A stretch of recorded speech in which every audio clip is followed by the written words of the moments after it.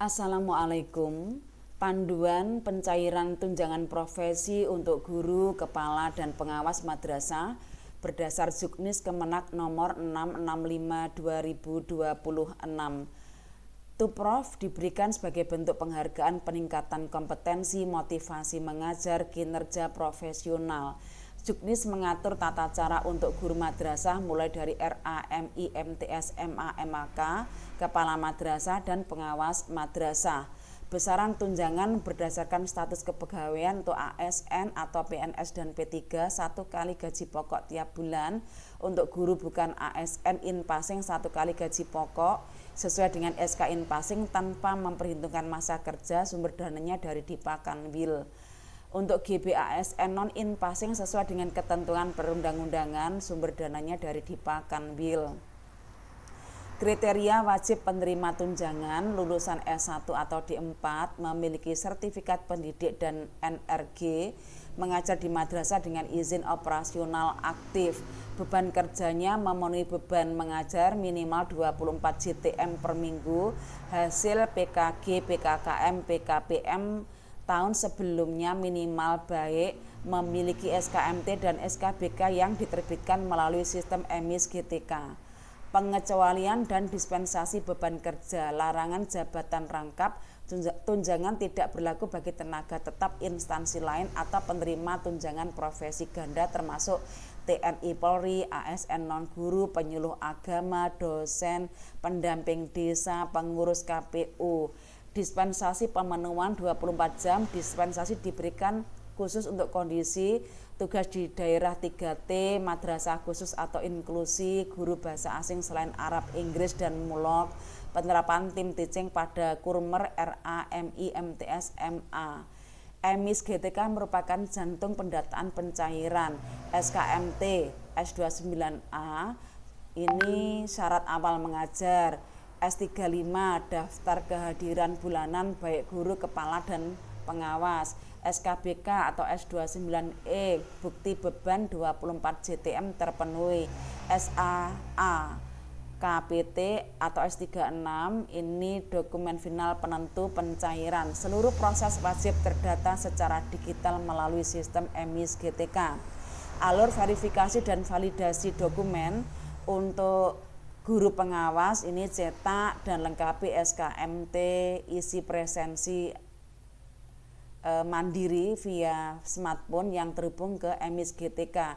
Untuk kepala madrasah mengesahkan SKMT secara digital, memverifikasi dan memvalidasi rekap kehadiran S35 paling lambat 3 bulan berikutnya. Aksi dari yang dilakukan Kemenak atau sistem penerbitan SKBK atau S29E oleh Kemenak atau Kanwil, sistem EMIS GTK menganalisis data dan menerbitkan SKA KPT atau S36 otomatis. Jadwal kritis penerbitan SKA KPT tanggal 2 atau 4 diterbitkan melalui EMIS GTK pada tanggal 2 atau 4 untuk bulan sebelumnya. Batasnya tanggal 3, batas akhir kepala madrasah melakukan verbal presensi atau S35 jika terlewat tidak terbit secara otomatis. Khusus bulan Desember diterbitkan ulang selambatnya 3 Januari. Tarik data 2 sampai 4 Januari. Ini wajib menyerahkan SPTJM bermaterai 10.000. Mekanisme dan garis waktu pembayaran bulanan mulai dibayarkan terhitung Januari setelah memiliki NRG dari Kemendikbudristek. Target pencairan selambat-lambatnya tanggal 15 pada bulan berikutnya. Dalam keadaan tertentu dapat dibayarkan setelah tanggal 15. Masa berlaku dokumen dasar SKMT SKBK diterbitkan setiap 6 bulan atau sesuai kaldik yang berlaku.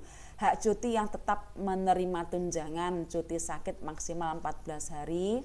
Ada surat dari dokter. Cuti melahirkan berlaku untuk anak pertama hingga ketiga. Cuti tugas kedinasan atau haji sebagai petugas haji atau di Arab Saudi dengan surat resmi. Cuti alasan penting maksimal 6 hari jika ada keluarga inti sakit atau tidak ada. Tugas pengembangan diri belajar biaya mandiri atau mengikuti diklat linier dengan tugas profesi, cuti besar atau cuti tahunan sesuai ketentuan kepegawaian. Kondisi yang menghentikan pembayaran sementara, tidak memenuhi beban kerja minimal 24 JTM, tidak hadir kumulatif 3 hari atau lebih tanpa keterangan sah dalam 1 bulan, cuti sakit lebih dari 14 hari atau cuti penting lebih dari 6 hari, cuti di luar tanggungan negara, melaksanakan ibadah haji umroh dengan biaya sendiri, ini jika nggak punya hak tanpa hak cuti besar, menjalani tugas belajar atau dibiayai pemerintah atau sponsor dihentikan mulai bulan ke-7, dibayar kembali setelah selesai.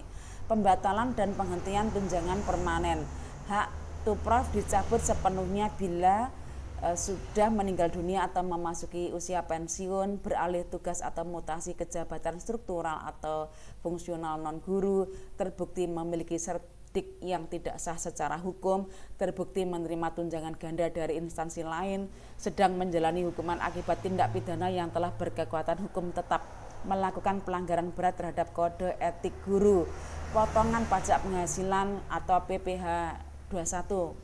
Untuk ASN atau golongan 3, untuk ASN golongan 3 ataupun golongan 9 sampai 12 potongannya 5%, ASN golongan 4 atau 13 ke atas potongan 15%, guru bukan ASN memiliki NPWP potongan 5% berlaku untuk in-passing maupun yang belum.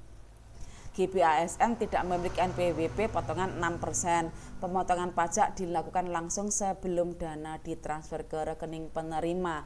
Prinsip penyairan dan sanksi kepatuhan efisien, diusahakan menggunakan dana daya yang ada untuk mencapai sasaran yang ditetapkan dalam waktu sesingkat-singkatnya dan dapat dipertanggungjawabkan. Kemanfaatan dapat memberikan dampak positif dalam peningkatan kinerja dan kesejahteraan. Kepatuhan pembayaran tupraf harus sesuai dengan ketentuan peraturan perundang-undangan, efektif sesuai dengan kebutuhan yang telah ditetapkan, memberikan manfaat, transparan, menjamin adanya keterbukaan yang memungkinkan masyarakat dapat mengetahui dan mendapatkan informasi mengenai pembayaran tupraf, akuntabel, pertanggungjawaban atas pelaksanaan pembayaran tupraf kepada masyarakat, sanksi tegas pengembalian dana. Guru, kepala, pengawas madrasah wajib mengembalikan seluruh tupraf ke kas negara bila ditemukan data penerima yang dipalsukan atau tidak sesuai dengan peraturan perundang-undangan. Nah, di layar ini ada layanan informasi dan pengaduan resmi, silakan dibaca sendiri. Terima kasih. Akhir kalam, ihdinas siratal mustaqim. Wassalamualaikum warahmatullahi wabarakatuh.